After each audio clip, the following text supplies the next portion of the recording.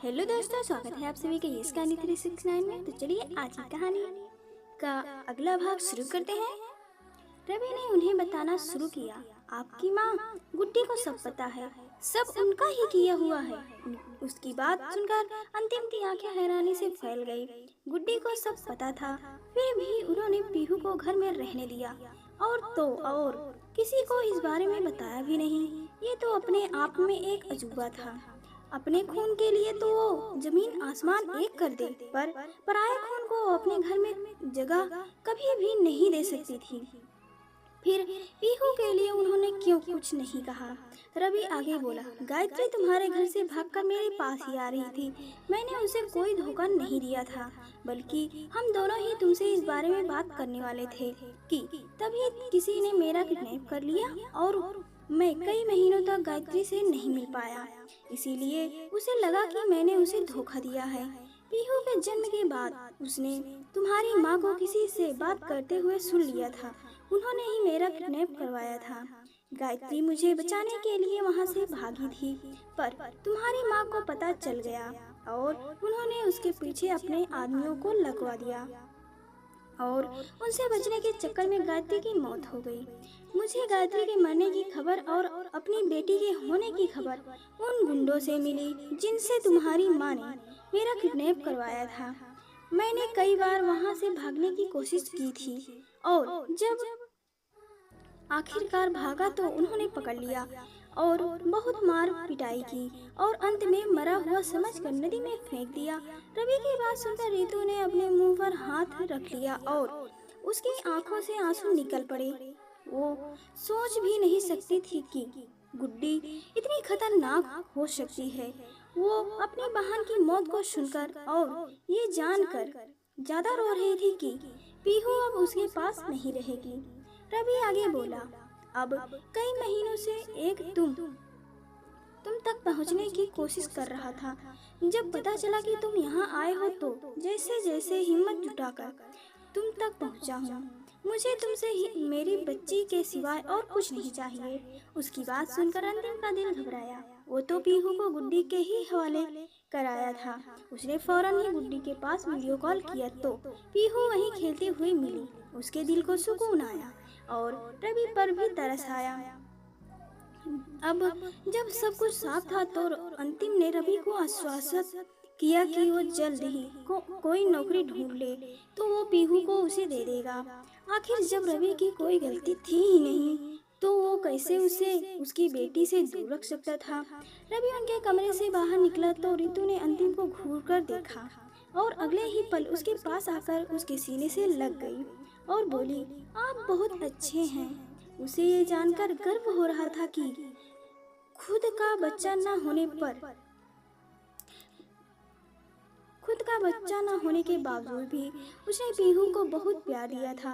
रीतू को कभी नहीं लगा था कि वो उसकी बेटी नहीं है, ना ही उसने बताया था। वो दोनों अगले ही दिन वापस आ गए। अंतिम का दिल घबरा रहा था पीहू को लेकर। डर लग रहा था कि कहीं गुड्डी उसे कोई नुकसान न पहुंचा दे। डर तो रीतू को भी लग रहा था। घर पहुंचकर जब पीहू उन दोनों को खेलती हुई मिली तो अंतिम को करार आया। उसने एक नज़र पीहू के पास बैठी अपनी माँ को देखा और पीहू को लेकर वहाँ से जाने लगा तो अचानक आई गुड्डी की आवाज़ ने उसे रोक दिया। गुड्डी उठकर उसके पास आई और बोली, बच्चा किसी का भी होता नाजुक सा बच्चा ही है और इतनी भी बुरी नहीं है कि मैं एक बच्चे से अपना बदला निकालूं। उनकी बात सुनकर अंतिम एक झटके से पलटा और अजीब सी हिराकस भरी नजरों से उन्हें देखने लगा। यानी गुड्डी को सब पता था। उसने रवि के पीछे जासूस लगाए थे या उन दोनों के पीछे। गुड्डी के बारे में जब से रवि से उसे पता चला था उसे नफरत सी हो रही थी उनसे, पर अफसोस था कि वो उनके खिलाफ नहीं जा सकता था। गुड्डी उसे देखते हुए बोली, उस छोरे की नौकरी लगवा दी है तेरे पिता ने कल, जाकर इसे दे आना। घर में उसकी माँ है, संभाल लेगी इसे। अंतिम भरी हुई आंखों से लड़खड़ाता हुआ अपने कमरे तक पहुंचा कि तभी उसका फोन बजा। रवि का था। उसने अपनी नौकरी के बारे में बताया तो अंतिम ने घबराई हालत में ही उसे पीहू को देने का वादा कर दिया। उसने एक नज़र पीहू को देखा जो अब रीतू की गोद में थी। वो पलटा और एक बैग निकालकर उसमें पीहू का सारा सामान डालने लगा। उसे गुड्डी से डर लग रहा था। पता नहीं उन्होंने अब तक पीहू को अपनी नजरों के सामने कैसे बर्दाश्त किया था। कहीं रोज में आकर वो कुछ कर न बैठे। वो चाहता था कि पीहू अब जल्दी से जल्द रवि के पास पहुंच जाए। उसके हाथ पैर कांप रहे थे। वो रात रीतू और अंतिम दोनों के लिए ही रात भारी थी। सोचा नहीं था कि आते ही पीहू को खुद से दूर करना पड़ेगा। लगभग दोनों ने ही रात रोकर काटी थी और अगले दिन भारी मन से अंतिम ने पीहू को रवि को सौंप दिया और कभी कभी मिलने की बात कहकर लौट आया। कई दिन पीहू की याद में ही कटे। अंतिम ने तो खुद को ऑफिस के कामों में उलझा लिया था और रीतू घर के किसी न किसी काम में लगी रहती थी। एक दिन शाम को जब अंतिम के आने का समय हो रहा था तब वो रसोई में सबके लिए चाय बनाने के बाद अंतिम के लिए हल्का फुल्का नाश्ता बना रही थी। आज सूट के बदले उसने पतली सी साड़ी पहन रखी थी। सर्दी के बावजूद भी उसके माथे पर हल्का पसीना आने लगा था। शायद आग के सामने खड़ी थी इसीलिए कि तभी उसे अपनी खुली कमर पर किसी की अंगुलियों का एहसास हुआ। वो चौंक कर पलटी तो फ्रिज के पास उसे दक्ष खड़ा नजर आया। उसे देखकर उसकी आंखें फैल गई और उसके हाथ पैर कांप उठे। समझ नहीं आ रहा था कि वो उसका वहम था या सच में दक्ष ने उसे छुआ था। किसी से कहा तो अभी हंगामा हो जाएगा। इसी डर से उसने कांपते हाथों से नाश्ता प्लेट में लगाया और लगभग 2 मिनट में ही अपने कमरे में पहुंच गई। कुछ देर बाद अंतिम कमरे में आया तो उलझन में सोफे पर बैठी हुई रीतू पर उसकी नजर पड़ी। अंतिम को देखते ही रीतू जाकर उससे लिपट गई और रो पड़ी। अंतिम ने उससे वजह पूछी तो उसने पीहू की याद आने का बहाना कर दिया, जिसे अंतिम ने मान भी लिया। कुछ देर तक वो अंतिम को ऐसे ही पकड़े खड़ी रही। जब अंतिम का तेज तेज सांस लेना उसे महसूस हुआ तो उसे अंतिम के थके होने का एहसास हुआ। वो उससे अलग हुई और बोली, मैं आपके लिए चाय लेकर आती हूँ। अंतिम ने गर्दन हिलाई तो रीतू उसके आगे नाश्ते की प्लेट रख कर चली गई। अंतिम के साथ वो दक्ष को भूल गई थी, इसलिए रसोई में जाकर चाय बनाने लगी कि तभी रसोई के बाहर से गुजरता सीटी बजाता हुआ दक्ष उसे नजर आया और दोबारा उसके शरीर में कंपन शुरू हो गया। जैसे तैसे उसने चाय छानी और ट्रे लेकर अपने कमरे की तरफ बढ़ गई। दक्ष की नजरें उसे अपनी पीठ पर भी महसूस हो रही थी। पहले भी दक्ष उसे देखता था तब भी उसे अजीब लगता था, पर अब वो देखने से आगे बढ़ रहा था और उसकी ये हरकत रीतू को कपा देने वाली थी। क्या उसे अंतिम को बता देना चाहिए? ऐसे ही एक शाम अंतिम ऑफिस से आया और उसने रीतू को 2 कप चाय बनाने के लिए कहा। रीतू खुश हो गई कि वो दोनों साथ बैठकर चाय पियेंगे। उधर नीचे गुड्डी चक्कर काट रही थी। कई दिन से गुड्डी रीतू से बात करने की फिराक में थी, पर उसने नीचे आना ही कम कर दिया था। जब वो आती थी तब गुड्डी किसी काम में व्यस्त होती या सब लोग होते तो गुड्डी उससे कुछ नहीं कह पाती। चाय बनाने रीतू नीचे आई तो आज गुड्डी ने उसे पकड़ लिया और उन्हें देखते ही रीतू, जो अंतिम के साथ चाय पीने के नाम से खुश हो रही थी, उसका चेहरा मुरझा गया और वो मन में बोली, उफ, अब ये पोता मांगेगी। मन तो कर रहा है बाजार से एक गुड्डा लाकर पकड़ा दूं, पर ये कोई पागल थोड़ी ना है जो उसे अपना पोता समझ लेगी। चालाक लोमड़ी है, मेरा शिकार कर देगी। हे भगवान, क्या करूं अब? उसे खोए हुए देखकर गुड्डी ने उसकी बाह पकड़ी और सीधा रसोई में ले आई और धीरे से बोली, कुछ इंतजाम हुआ? उसका सवाल सुनकर रीतू अपने दिमाग के घोड़े दौड़ाने लगी। जो उससे बड़ी उसकी बहन थी, उसका पति शराब पीता था। जब उससे तलब लगती थी तो वो भी ऐसे ही पूछता था कि कुछ इंतजाम हुआ? ऐसा उसकी बहन बताती थी। उसकी माँ को गुड्डी के शौक जानकर उसकी आंखें चौड़ी हो गई और वो शक पकाते हुए बोली, आप पोता मांगते हुए ही अच्छी लगती हैं, शराब मांगती हुई नहीं। और आप गलत इंसान से मांग रही हैं। मैं भला आपको कहाँ से ला कर दूंगी। मैं ऐसी जगहों पर नहीं जाती जहाँ शराब बिकती है। गुड्डी ने उसकी तरफ घूर कर देखा और उसकी बात समझते हुए बोली, मैं पोता ही मांग रही हूँ बेवकूफ छोरी, उसका कुछ इंतजाम हुआ। उसकी बात सुनकर रीतू को अपनी गलती का पछतावा हुआ और वो अपनी जीभ काटती हुई बोली, सॉरी। गुड्डी ने उसकी तरफ जलती हुई नजरों से देखा और गुस्से में वहां से चली गई और रीतू ने राहत की सांस ली। नहीं तो पोते के पीछे पड़ जाती तो जवाब देना भारी हो जाता, क्योंकि उसका इंतजाम तो नहीं हो पाया था। और गुड्डी ये बात सुनकर न जाने क्या करती। रीतू चाय बनाते हुए बड़बड़ाई, इतनी ही जल्दी थी तो शादी से पहले बता देती, किसी दादी का पोता साथ ले आती। गुड्डी जो रसोई में वापस आ गई थी, उसकी बड़बड़ सुन चुकी थी, इसलिए और भी गुस्से में आ गई और बोली, इसका जवाब तो मैं तुझे तारीख खाने पर दूंगी। गुड्डी ने पानी पिया और गुस्से में दंदनाते हुए चली गई और रीतू डर से सिमट गई और बोली, भगवान ये महीना खत्म ही ना हो।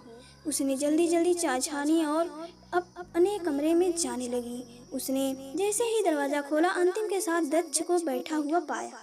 दक्ष ने उसे ऊपर से नीचे तक देखा और एक कुटिल मुस्कान दी, जिससे गुड्डी के डर से भी ज्यादा उस पर दक्ष का डर हावी हो गया। वो कांपते हुए पैरों से आगे बढ़ी और मेज पर चाय रखकर वापस जाने लगी। अंतिम ने उसे एक नजर देखा और इस समय वो लैपटॉप में कुछ काम कर रहा था और दक्ष को भी समझा रहा था, इसीलिए उसने रीतू को जाने दिया। रीतू कमरे में बाहर तो आ गई, पर नीचे जाने में भी डर लग रहा था। वहाँ गुड्डी जो थी और कमरे में दक्ष, उसकी हालत खराब होने लगी। डर के मारे सांस लेना दूभर हो गया। उसने इधर उधर देखा और सीढ़ियाँ नजर आते ही छत की तरफ भाग गई। शाम हो गई थी, इसलिए ठंडी हवा चल रही थी। हवा के कारण ठिठुरन बढ़ रही थी, पर रीतू की सांस इस ठंडक के कारण लौट आई थी। वो लंबी लंबी सांसें लेकर खुद को नॉर्मल करने लगी। बहुत देर से छत पर खड़ी रीतू कुछ सोच नहीं पा रही थी। अंतिम को कैसे बताए, वो क्या उसकी बात का यकीन करेगा।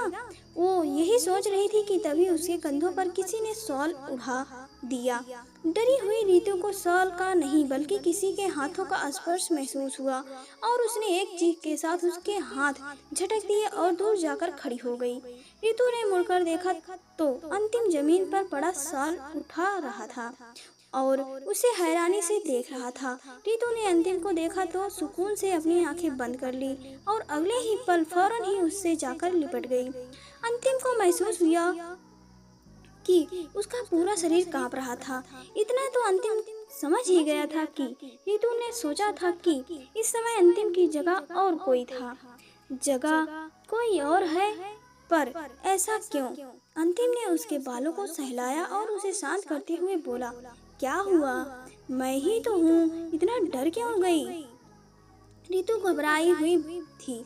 उसने बस ना में गर्दन हिला दी तो अंतिम बोला, चलो नीचे चलो, यहाँ ठंड लग जाएगी। रीतू ने कुछ नहीं कहा और उसके साथ चल दी, पर उसकी इस घबराहट ने अंतिम को बेचैन कर दिया था।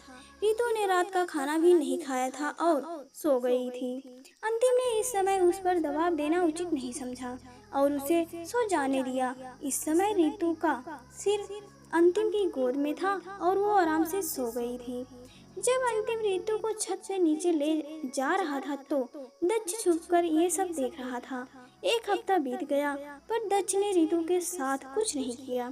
शायद उसे भी डर लग रहा था कि कहीं अंतिम को पता न चल जाए, इसलिए अब वो किसी सही मौके का इंतजार कर रहा था।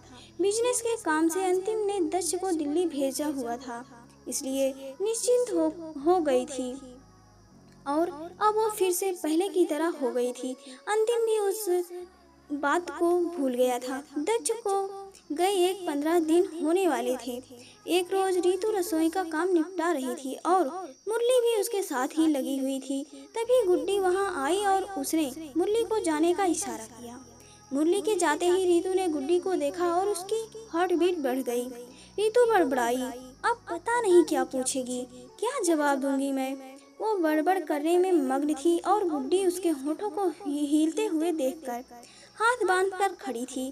कुछ पलों बाद जब रीतू ने गुड्डी की तरफ देखा तो बोली, मंत्र जाप हो गया? उसका सवाल सुनकर रीतू फिर से कंफ्यूज हो गई और बड़बड़ाई, मैं तो हनुमान चालीसा का जाप करने की सोच रही थी। गुड्डी उसका जवाब सुनकर गुस्से में चिल्लाई, क्या कहा?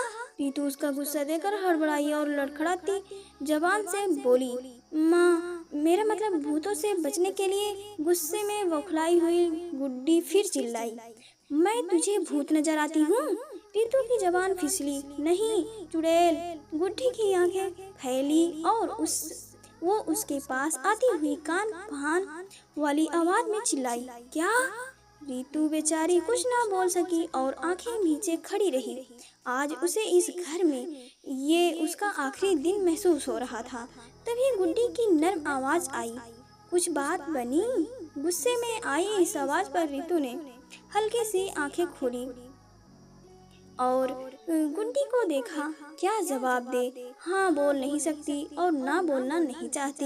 गुड्डी ने उसे एक शक भरी निगाह से देखा और उसके एक कदम और पास आकर बोली, एक बात बता, तू अभी तक कुंवारी है? रीतू को उसका ये सवाल समझ में नहीं आया।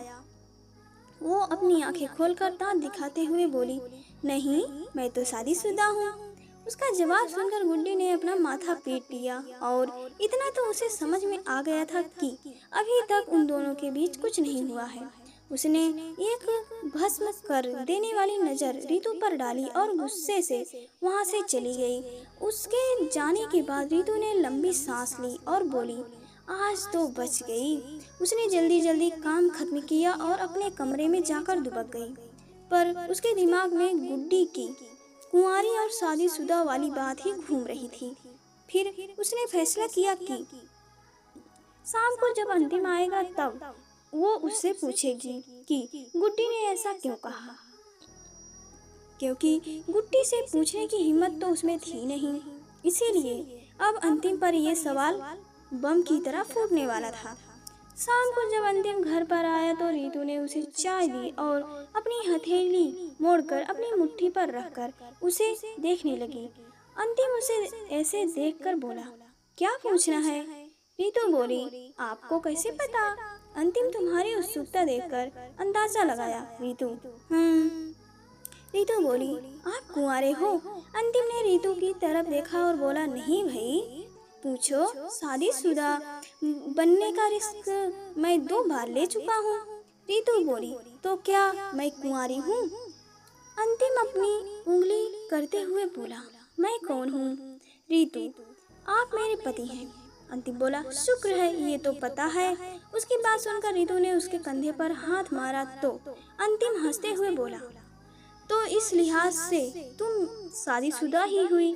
उसकी बात सुनकर रीतू ने जोर से ताली मारी और खड़ी होकर बोली, मैंने भी उनसे यही कहा था, पर फिर भी उन्होंने मुझ पर चिल्लाया और ऐसे मुंह बनाकर चली गई। अपनी बात खत्म करके उसने गुड्डी की तरह मुंह बनाकर की अंतिम को दिखाया तो हल्का सा हंसा। ये हंसी उसे रीतू की नादानी पर आ रही थी। गुड्डी ने उससे क्या पूछा और वो क्या जवाब देकर आई?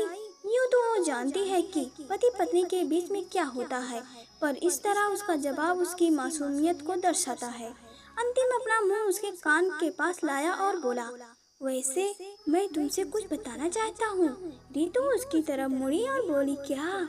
उनकी सांसों को अपने चेहरे पर महसूस करके अंतिम की आंखें बंद हो गई और उसका दिल तेज तेज धड़कने लगा। उसने आंखें खोली और बोला, मैं भी कुंवारा हूँ। रीतू ने उसकी बात सुनकर भौहें सिकोड़ी और खड़ी होकर बोली, 2 बार शादी हो चुकी है आपकी, फिर किस एंगल से आप कुंवारे हैं? अंतिम उसकी बात सुनकर होश में आ गया। वो भी किसे समझाने चला है। जब वो गुड्डी की बात नहीं समझी तो उसकी तो कैसे समझेगी। रीतू ने उसे चुप बैठे देखा तो दोबारा उसके पास बैठ गई। अंतिम ने अपना हाथ आगे बढ़ाकर एक और कोशिश करते हुए उसके जूड़े को खोल दिया। उसके लंबे से काले बाल उसकी कमर तक बिखर गए। उसकी इस हरकत पर रीतू ने उसकी तरफ घूरा। वो कई बार पहले भी बालों को जूड़े से आजाद कर देता था। उसे अपनी तरफ घूरते हुए देखकर अंतिम ने पूछा, क्या हुआ? रितु मुंह बनाकर बोली, आप मेरे बाल खोल क्यों देते हैं? अंतिम उसका सवाल सुनकर हल्का सा मुस्कुराया और कुछ बोलने को हुआ तो रितु दोबारा बोली, मुझे पता है आप जलते हैं मेरे बालों से। अंतिम हैरानी से बोला, क्या? रितु है ना? हाँ, क्योंकि आपके बाल मेरे जैसे लंबे और घने नहीं हैं। अंतिम का मन कर रहा था कि कहीं जाकर अपना सिर फोड़ ले, नहीं तो एक दिन वो रितु के लॉजिक सुनकर पागल जरूर हो जाएगा। कहाँ वो इसे अपने इतने पास बिठाकर कुछ प्यार भरे पल बिताने की सोच रहा था, और कहाँ इस लड़की ने उसके बाल खोलने का ये मतलब निकाला था। खैर, अंतिम को जरा सा ही अफसोस हुआ, और क्योंकि जिस उम्र में वो थी उसके हिसाब से उसने सही ही सोचा था। अंतिम अपनी धड़कनों को संभाले वहां से उठा और अपना लैपटॉप लेकर बैठ गया। उसे काम करता देख रितु बर्तन लेकर बाहर चली गई। अंतिम ने उसके जाते ही एक गहरी सांस ली और बोला, पता नहीं कब ये लड़की मेरे दिल का हाल समझेगी। उसका फोन बजा तो वो अपने ख्याल से बाहर आया। दर्श का फोन था। उसने कुछ बात की और अंतिम ने फोन रख दिया। दक्ष दिल्ली से वापस आ रहा था और उसके आने के बाद अंतिम को दिल्ली के लिए निकलना था, क्योंकि जिस काम के लिए दक्ष गया था उसकी एक फाइनल मीटिंग होनी थी जिसमें कंपनी के डायरेक्टर का होना जरूरी था। इसलिए अंतिम ने उसे ऑफिस बुला लिया था और उसे जाना पड़ रहा था। रात के खाने के बाद काम निपटा कर जब रितु कमरे में आई तो अंतिम ने उसे अपने जाने के बारे में बताया। रितु मायूस तो हुई, पर फिर उसने गर्दन हिला दी। पर जब अंतिम ने उसे दक्ष को वापस आने के बारे में बताया तब उसके हाथ पैर कांपने लगे थे और वो घबराते हुए अंतिम से लिपट गई। रितु का अचानक ही उससे यूं लिपट जाना अंतिम को समझ नहीं आया, पर फिर भी वो उसके बालों को सहलाते हुए बोला, क्या हुआ अचानक तुम्हें? रितु ने अपने हाथ अंतिम की पीठ पर कस दिए और धीरे से बोली, आप मत जाइए ना। अंतिम हल्का सा हंसा और बोला, एक ही दिन की बात है, शाम को आ जाऊंगा और अगली सुबह मीटिंग के बाद दोपहर तक वापस घर आ जाऊंगा। पूरे 24 घंटे भी नहीं लगेंगे। रितु बोली, नहीं नहीं, मुझे छोड़कर मत जाइए। अरे काम है इसलिए जाना पड़ेगा। चलो अगली बार तुम्हें भी लेकर चलूंगा। रितु ने उसकी बात सुनकर भी उसे नहीं छोड़ा तो अंतिम बोला, क्या हुआ, कुछ बात है क्या? उसके पूछते ही रितु को दक्ष का छूना याद आ गया और वो और ज्यादा घबरा गई। अंतिम ने उससे एक बार और पूछा, फिर भी कुछ नहीं बोली तो अंतिम ने उसे छेड़ते हुए बोला, अच्छा मैं अब समझा। उसकी बात सुनकर रितु को हैरानी हुई। वो सोचने लगी कि क्या उसके बिना बताए ही अंतिम उसकी तकलीफ समझ गया है। उसने अपनी गर्दन उठाकर अंतिम की तरफ देखा तो वो उसकी नाक को अपनी उंगली से छूते हुए बोला, तुम्हें बस मुझसे चिपकने का बहाना चाहिए। रितु उसकी बात सुनकर शर्मा गई। एक पल के लिए वो उसके जाने के बारे में भूल ही गई और उसे अलग होकर खड़ी हो गई। उसके लाल गाल देखकर अंतिम को न जाने क्या हुआ। उसने उसके गाल पर अपने होठ रख दिए। उसके इस कदम से रितु का मुंह खुल गया और वो 2 कदम पीछे होकर अंतिम को देखने लगी। अंतिम मुस्कुराते हुए उसके पास आने लगा तो रितु को वहां से भागना ही एकमात्र उपाय सूझा और वो वहां से भागते हुए बोली, बहुत गंदे हैं आप। उसके भागने की रफ्तार देखकर अंतिम की हंसी निकल गई थी और वो हंसते हुए कल के लिए अपनी पैकिंग करने लगा। रितु जो कमरे से फुल स्पीड से भागी थी वो सीधा छत पर जाकर रुकी। वो एक दीवार से सटकर खड़ी हो गई और लंबी लंबी सांस लेने लगी। उसने अपने गाल पर हाथ रखा और उसके चेहरे पर मुस्कान आ गई। अंतिम का छूना उसके शरीर में सिरहन पैदा कर रहा था, जबकि वो इस समय छत पर नहीं था। खैर, कुछ देर बाद जब रितु नीचे आई तो देखा कि अंतिम सो चुका था। रितु भी जाकर उसके पास लेट गई और उसके चेहरे को निहारने लगी। अंतिम को देखते देखते ही उसे भी नींद आ गई। अगले दिन अंतिम नाश्ता करके ऑफिस के लिए तैयार होने लगा। रितु उसके पास ही मुंह फुलाए बैठी थी, जिससे अंतिम को हंसी आ रही थी। अंतिम ने अपना सारा सामान चेक किया और रितु के पास घुटनों के बल बैठ गया। अंतिम ने उसका हाथ अपने हाथों में लिया और बोला, घबराने की जरूरत नहीं है, एक दिन भी पूरा नहीं लगेगा, बस रात ही तो गुजारनी है तुम्हें मेरे बिना। सुबह तो मैं ऑफिस चला ही जाता हूँ, यही सोच लेना तुम कि ऑफिस ही गया हूँ और तब तक मैं आ जाऊंगा। अपनी बात कहकर अंतिम चुप हो गया, पर तब भी रितु का कोई रिएक्शन नहीं आया। अंतिम दोबारा बोला, क्या दिक्कत है, घर में सब होंगे ना, फिर किस बात का टेंशन है। रितु कुछ भी नहीं बोली, बस आंखों में पानी भरकर बैठी रही। तभी उनके कमरे का दरवाजा नॉक हुआ। अंतिम ने एक बार चुपचाप बैठी हुई रितु को निहारा और जाकर दरवाजा खोल दिया। सामने दक्ष खड़ा था। उसे देखकर अंतिम बोला, तुम कब आए दक्ष? अभी आया हूँ भैया, ये फाइल। अंतिम उससे फाइल लेते हुए बोला, थैंक यू, मैं बस निकल ही रहा हूँ, फिर ऑफिस से ही एयरपोर्ट तक चला जाऊंगा। दक्ष ने गर्दन हिलाई और एक नज़र अंदर डालकर चला गया। रितु उसे नहीं दिखी थी, पर उसकी आवाज़ सुनकर वो अंदर तक कांप गई थी। अंतिम ने दरवाज़ा बंद किया और रितु को देखते हुए अपना बैग उठा लिया और उसके पास आकर बोला, मैं शाम को सीधे ऑफिस से ही चला जाऊंगा। रितु ने उसे देखा और उसकी आंखों में ठहरे आंसू बह गए। अंतिम ने झुककर उसके माथे को चूमा तो उसकी पलकें बंद हो गई। अंतिम बोला, अगर जरूरी नहीं होता तो मैं बिल्कुल नहीं जाता, अपना ध्यान रखना। रितु ने गर्दन हिलाई तो अंतिम अपना बैग उठाकर बाहर जाने लगा, तो रितु ने आगे बढ़कर उसका हाथ पकड़ लिया। रितु बोली, मुझे डर लग रहा है। अंतिम उसका गाल सहलाते हुए बोला, मैं रात को फोन करूँगा, अभी जाना जरूरी है। उसने अपना हाथ छुड़ाया और बाहर निकल गया, पर रितु की रोती हुई शक्ल और उसकी लड़खड़ाती आवाज़ उसके जहन में बस गई थी। और अंतिम को घर से बाहर जाते देखकर अपने कमरे की बालकनी में खड़ा दक्ष मुस्कुराने लगा। अंतिम के जाने के बाद सुमन काफी देर तक बिस्तर पर बैठी रोती रही। डर, झिझक, शर्म, अचानक ही सब कुछ उसके ऊपर हावी हो गया था, इसलिए वो अंतिम को अपनी घबराहट का कारण नहीं बता पाई थी। आखिर बताती भी तो कैसे? वो अंतिम का भाई है, क्या अंतिम उसकी बात का यकीन करेगा? नहीं, वो उसकी बात क्यों सुनेगा? उसे ज्यादा भरोसा तो अपने भाई पर होगा। कहीं अंतिम भी उसे गायत्री की तरह न समझ ले। ये ख्याल आते ही उसने अपने कानों पर हाथ रख लिए और जोर जोर से ना में गर्दन हिलाने लगी। ना जाने क्यों उसका दिल इतना घबरा रहा था, ऐसा लग रहा था जैसे कुछ बुरा होने वाला था। इसी डर से कुछ ही देर बाद वो रोते रोते नींद के आगोश में समा चुकी थी। अंतिम अपने केबिन में बैठा अपना काम कर रहा था, पर रितु का ख्याल उसके जहन से एक सेकंड के लिए भी नहीं गया था।